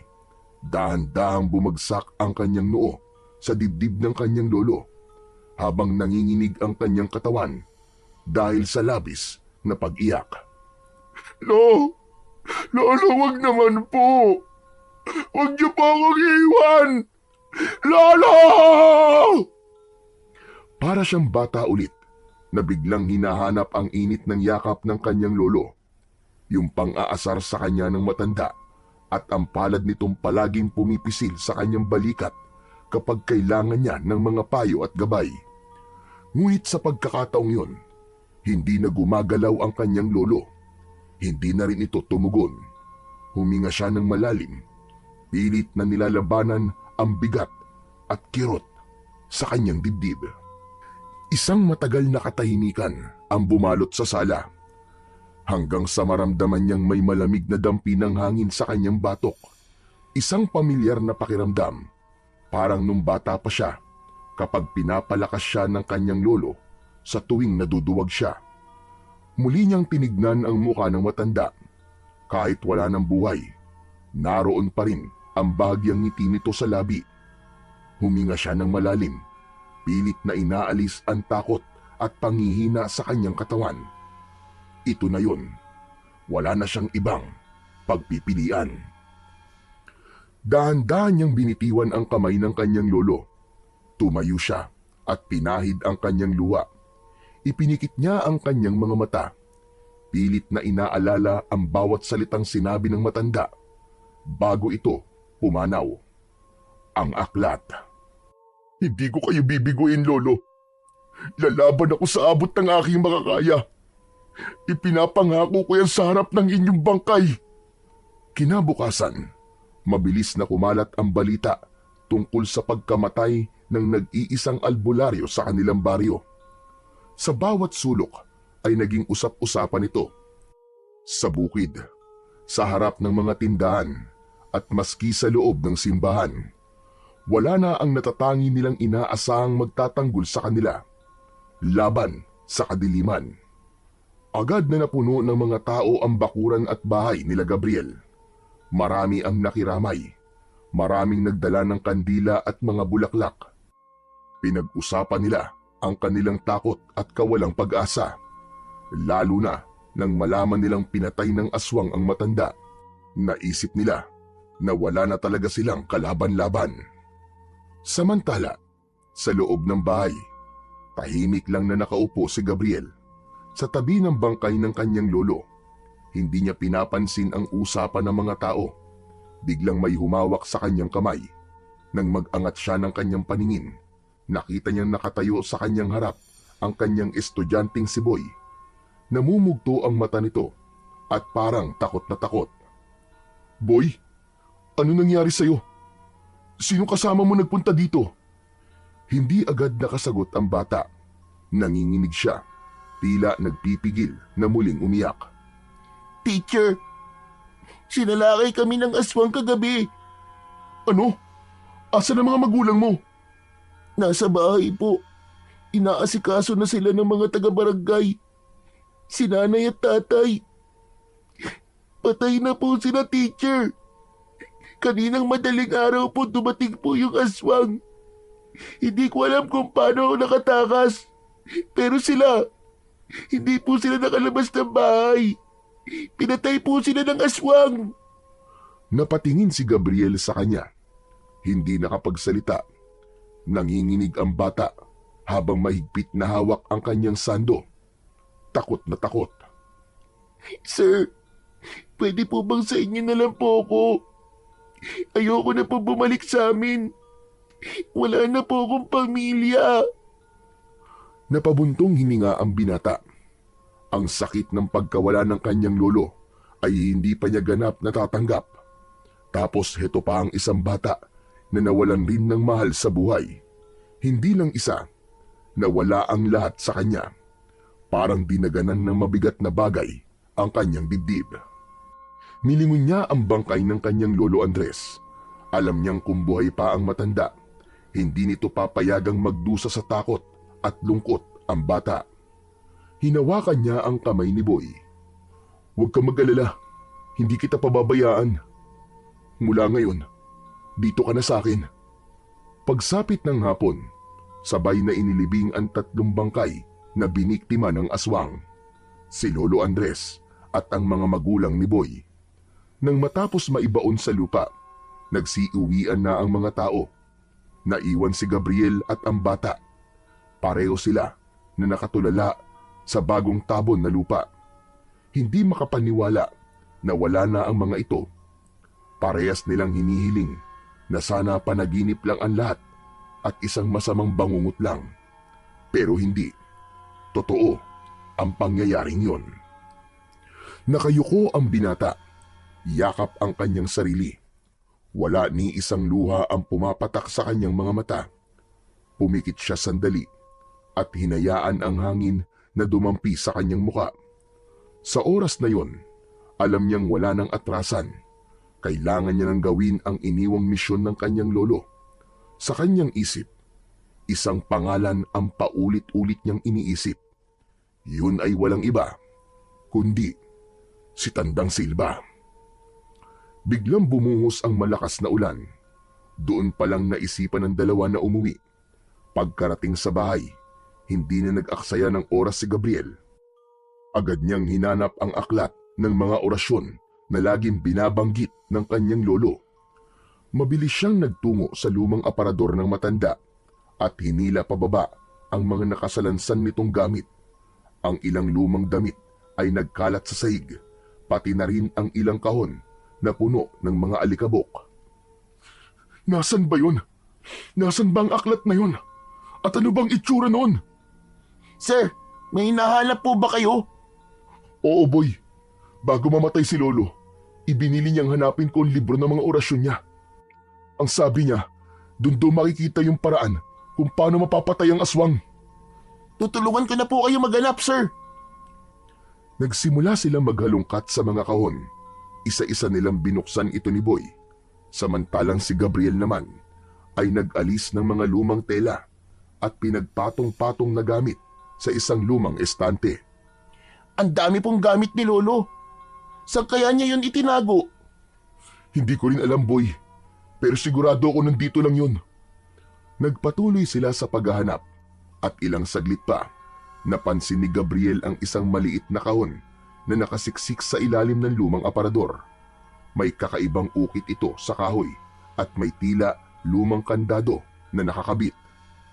Boy, ilawan mo nga ito. Agad namang inilawan ni Boy gamit ang kanyang flashlight. Nang mailawan, doon nila mas nakita ang mga kakaibang marka ng kahon. May mga nakaukit na makalumang simbolo. Meron din itong isang bato sa gitna. Kunin mo, Boy, at buksan natin. Sir, sigurado ka bang safe yan? Baka naman may sumpayan. Walang masamang gamit ang lolo ko, Boy. Wala kang dapat na ikatakot. Mas nakakatakot pa nga yung aswang na pumapatay sa mga tao. Opo, tama po kayo. Dahan-dahang hinugot ni Boy ito sa ilalim, pero bigla rin niyang binitiwan. Oh, ba't mo binitiwan? Sir, may kuryente. Saka parang may gumalaw. Ano ka ba? Huwag ka matakot. Sige na nga, ako na nga kukuha. Natawa si Gabriel nang makita ang pagtataka sa muka ng kasamang bata. Naalala din kasi niya yung oras na nakuryente ang lolo niya nung tinangka nitong kunin ang mutya mula sa puno. Naisip niyang baka tulad ng mutya ang libro ay namimili din ng taong dapat na magmay-ari nito. Nakuha niya ang kahon nang walang kahirap-hirap. Dahan-dahan niya itong binuksan. Nakuha niya mula sa loob ang isang lumang libro na nababalot ng makapal na alikabok. Ayos! Ito na yun, Boy! Ito na yun! Agad niyang pinagpag ang lumang libro at pinunasan ang alikabok sa pabalat. Doon, unti-unting lumitaw ang mga nakaukit na simbolo, mga kakaibang letra at guhit na hindi nila maintindihan. Sa gitna ng takip, may isang malaking ukit ng araw na may mata sa gitna na parang nakatingin sa kanya mismo. May napansin din siyang maliit na uka sa mismong mata nito. Sir, ang kati sa ilong. Parang ilang dekada nang nakaimbak yung mga alikabok dyan ah. Tama ka, Boy. Matagal na itong tinago ni Lolo eh. Sir, naiintindihan niyo po ba yung mga nakasulat? Hindi. Hindi ko pa alam kung anong gagawin natin dito. Ang labo naman. Paano natin mapapatay ang aswang gamit ang libro na yan? Ah, alam ko na. Siguro ng tao pa yung aswang, sir. Di siya marunong magbasa. Takot siya sa libro. Ano yun, sir? Tuturuan mo siya magbasa? Pambihira ka naman, Boy. Hindi naman siguro ganun. Kung talaga puro kakalokohan. Sige ka, maririnig ka ni Lolo. Mumultuin ka nun. Hala, wag naman po, sir. Takot po ako sa multo. Kaya wag kang maingay. O sige na, bubuksan na natin yung libro. Agad na binuksan niya ang libro, pero dahan-dahan lang dahil may ilang pahina na halos maluray na sa kalumaan. Ang tinta ng ilan ay halos namumuti na rin. Nagkatinginan ang dalawa. Napakamot sa ulo si Boy. Naku, ba't ganyan na nakasulat dyan, sir? Alam mo bang basahin yan? Masyadong makaluma, Boy. At kakaibang pagkakasulat nito. Pero sabi ni Lolo, nasa librong ito ang lahat ng sagot sa mga tanong. Nagpatuloy siya sa pagbuklat ng bawat pahina. May isang nakasulat sa matandang wikang Latin na may nakaguhit na larawan pero may nakitang kakaiba si Gabriel. Boy, tignan mo to. Parang kapareho ng mutya ko. Agad niyang inilabas ang mutya ng buntot ng kidlat na nakuha niya sa bukid at ipinakita yon sa kasama niyang bata. Oo nga no. Ibig sabihin sir, may koneksyon ng mutya niyo sa aklat. Sa sandaling inilapit niya ito sa pahina ng libro, biglang kumislap ang mutya. Isang bughaw na liwanag ang gumapang sa kanyang kamay, papunta sa pahina. Sir, ano yan? Bakit ganyan sir? Alam ko na boy, ang mutya ang susi para mabasa natin ang libro. Grabe, ang astig sir. Tulad ng nasa larawan, marahan niyang inilagay ang mutya sa uka na matatagpuan sa gitna ng mata ng araw. Sa sandaling lumapat ang mutya, isang nakakasilaw na liwanag ang lumabas mula rito. At ang simbolo sa pahina ay nagsimulang magbago. Unti-unting bumuo ito ng mas malinaw na mga titik. Sir, parang may buhay ang libro mo ah. Lahat naman ng libro may buhay eh. Di ba nga, lagi kong sinasabi sa inyo na ang bawat aklat kaya kayong dalhin sa kahit saan nyo gusto. At kaya nitong sagutin ang lahat ng mga bagay na gusto nating malaman. Opo, pero kakaiba po ang librong to. Parang di lang po sagot ang kaya niyang maibigay sir. Kapangyarihan. Hindi nagsisinungaling si Lolo Andres. Mapapatay natin ang aswang sa pamamagitan nito. Pero hindi pa sa ngayon, boy. Kailangan ko munang pag-aralan ang laman ng librong ito at kung paano natin ito magagamit. Sige sir, susuportahan kita. Ako ang bahala sa mga gawaing bahay. Ako magluluto, maglalaba, mamalengke, kahit ano po. Wala po kayong ibang gagawin kundi pag-aralan yan. Salamat, boy ah. Hindi po. Ako po ang dapat magpasalamat ng malaki sa inyo. Habang nakapatong ang mutya, binuklat na nila ang mga pahina. Malinaw na ang mga sulat at naiintindihan na yon ni Gabriel. Isa itong aklat na puno ng mga orasyon na panlaban sa iba't ibang uri ng aswang. Hanggang sa isang pahina ang nakatawag sa kanya ng pansin, ang pahinang may larawan ng isang aswang. Yan! Yang aswang na yan! Siya yung sumalakay sa bahay, sir! Ganyan na ganyan po ang itsura niya! Sigurado ka ba, boy? Opo, hindi po ako maaari magkamali. Yan nga po yun. May malalaki siyang pakpak, tapos ang pangit po ng mukha niya, nakakatakot. Parang naaagnas po na bangkay. Tapos may mahahaba at matigas po siya dila. Tama nga ang hinala ni Lolo. Dito makikita ang paraan para tapusin ang lagim sa baryong ito. Habang sinusuri ang aklat, may isang orasyon ang agad na umagaw ng kanyang pansin. Ang orasyon na may kakayahang baliin ang sumpa ng isang nilalang na isinilang mula sa kadiliman. Ang kapangyarihan ng orasyon ay lalong titindi kung magagamit ang mutya ng buntot ng kidlat bilang gabay. Orasyon? Mutya? Kapangyarihan? Ayos! Sir, sana nga matalo natin yung aswang at si Tandang Silba. Oo boy, gagawin natin yun. Tatalunin natin sila. Ilang araw at gabi pa ang lumipas. Lalong lumaganap ang takot at sumpa sa buong baryo. Mas naging agresibo ang aswang sa tuwing sumasapit ang gabi. Wala itong takot. Hindi naging epektibo ang mga pangontra tulad ng mga bawang. Hindi rin ito tinatablan ng mga karaniwang sandata. Marami ng tao ang namatay at nasugatan. Wala na rin takot si Tandang Silba na magpakita sa mga tao kapag naglalakad ito sa kalsada. Agad na nagtatago ang mga tao. Nagsasara ng kanilang mga bintana at pinto at di na lumalabas ng kanilang mga bahay. Isa-isa, unti-unting inuubos ng halimaw ang mga residente. Gusto na ni Gabriel na lumaban. Gusto niyang protektahan ang mga tao. Pero alam niyang hindi pa sapat ang kanyang tapang at kaalaman. Nagsikap siya, inaral ang bawat detalye, nagplano ng estratehiya para matapatan ang mga kalaban. Pinag-aralan niyang mabuti ang orasyon sa aklat. Isang gabi, isang nakapaninindig balahibong sigaw ang narinig nila mula sa kanilang kapitbahay. Nagkatinginan sina Gabriel at Boy. Boy, dito ka lang ah. Huwag kang aalis dito kahit anong mangyari. Sir, sasamahan kita. Tutulungan kitang kalabanin yung aswang. Hindi, boy. Huwag. Masyado ka pang bata. Hindi mo kakayanin. Makinig ka na lang sa akin, boy. Huwag kang lalabas dito kahit na anong mangyari.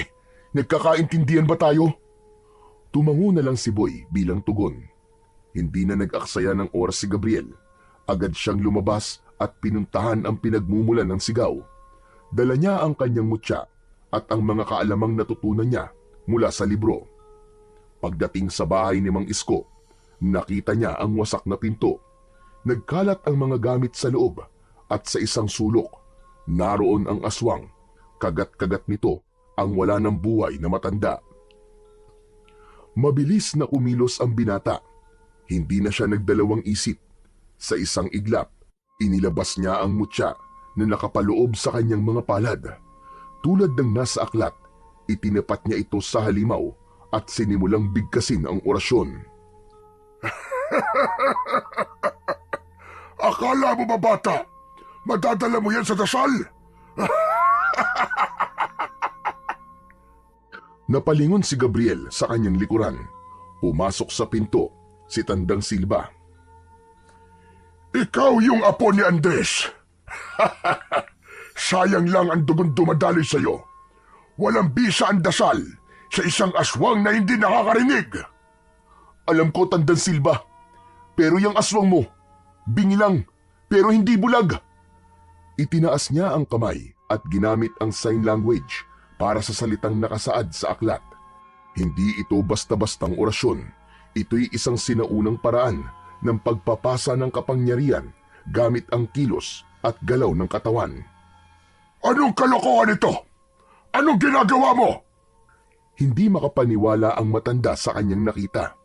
Sa bawat galaw ng kamay ni Gabriel, hindi lang mga letra ang nabuo. May isang nakakasilaw na guhit ng liwanag din ang unti-unting nagkaroon ng hugis sa hangin. Isang matalim at maliwanag na kidlat. Nagsimulang umatras ang aswang. Naramdaman nito ang malakas na kapangyarihan ng binata. Kahit hindi nito marinig ang dasal, nakita naman niya ang nakakasilaw na liwanag. Hindi! Hindi maaaring mangyari ito! Hindi maaari! Isang malakas na kidlat ang tumama sa mismong bahay ni Mang Isko. Kasunod nito ang malakas na pagdagundong ng kulog. Tila nagsanib puwersa ang kalikasan at ang liwanag na ginawa ng mutya. Tulad ng sa puno sa bukid, nilamon ng asul na apoy ang aswang, pero di tulad sa puno na di natupok. Ang aswang ay nagsimulang lamunin ng nakakapasong apoy. Isang nakakabinging sigaw ang kanilang narinig. Nangisay ang aswang, unti-unting nangitim at natupok, hanggang wala nang natira kundi abo. Hingal na hingal siya, pero sa kabila ng enerhiyang tila nawala sa kanya, isang ngiti ang lumitaw sa kanyang muka. Ayos! Nagawa ko! Napatay ko ang aswang! Nagtagumpay ako! Sir! Sir, ang galing mo! Ang galing-galing mo talaga! Idol talaga kita, sir! Hala! Boy! Bakit ka nandito? Pero bago pa man makasagot ang bata, isang matigas at magaspang na kamay ang humawak sa kanyang balikat. Akala mo, panalo ka na? Sige, isang maling kilos mo. Papatayin ko ang batang ito! Sir! Sir, tulungan mo ako! Bitiwan mo siya, Tandang Silva! Labanan mo ako ng patas! Huwag kang duwag! Ano sinasabi mong patas? Sa mga katulad ko, walang patas-patas. Isa lang ang importante, ang manalo. Ngayon pumili ka. Isuko mo sarili mong buhay o mamamatay ang batang ito. Natigilan si Gabriel. Hindi niya maisip kung ano ang susunod niyang gagawin. Alam niyang hindi siya pwedeng magpadalos-dalos. Hindi niya hahayaang mapahamak ang batang si Boy. Pero bigla siyang natigilan nang mapansing sumisenyas ang kanyang estudyante. Napatingin siya sa kamay nito.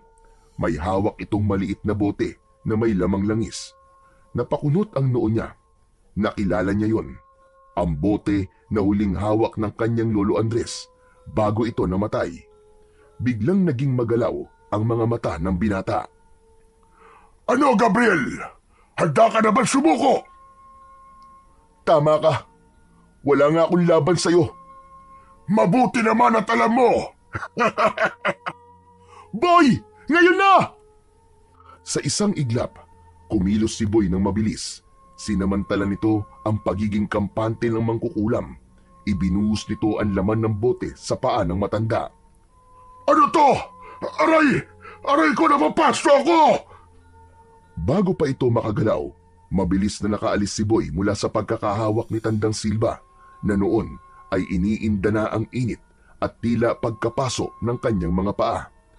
Ang natitirang likido naman sa bote, agad niyang iwinisik sa muka ng matanda.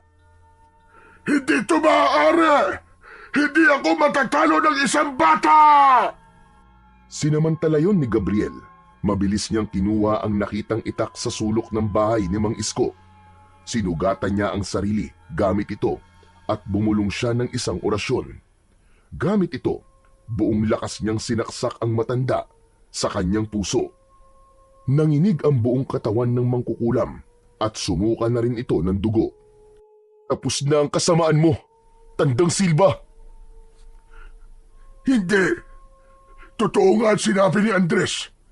Hindi ko kayang labanan ang papalit sa kanya!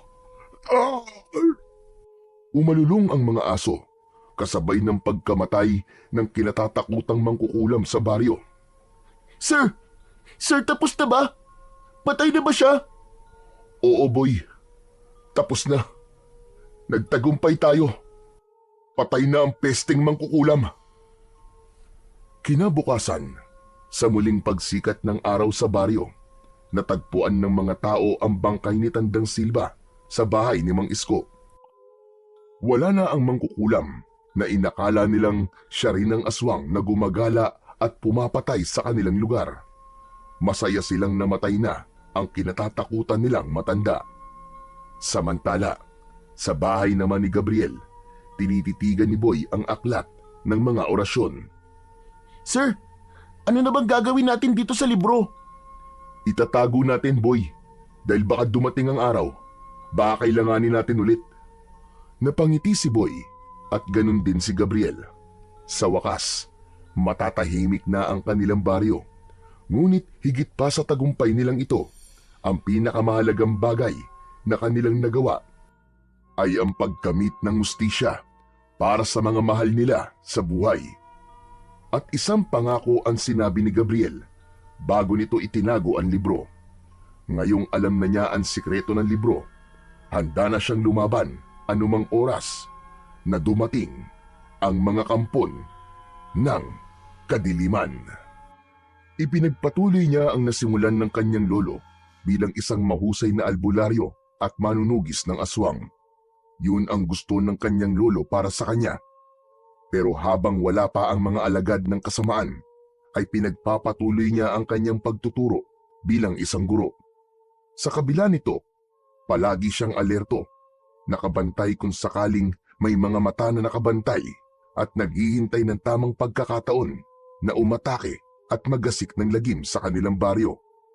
Nangako siya sa kanyang sarili at sa pangalan ng kanyang lolo na habang siya ay nabubuhay, ipagtatanggol niya ang buong baryo sa abot ng kanyang makakaya, sa tulong ng mutya ng buntot ng kidlat at sa gabay ng mahiwagang aklat ng kanyang lolo.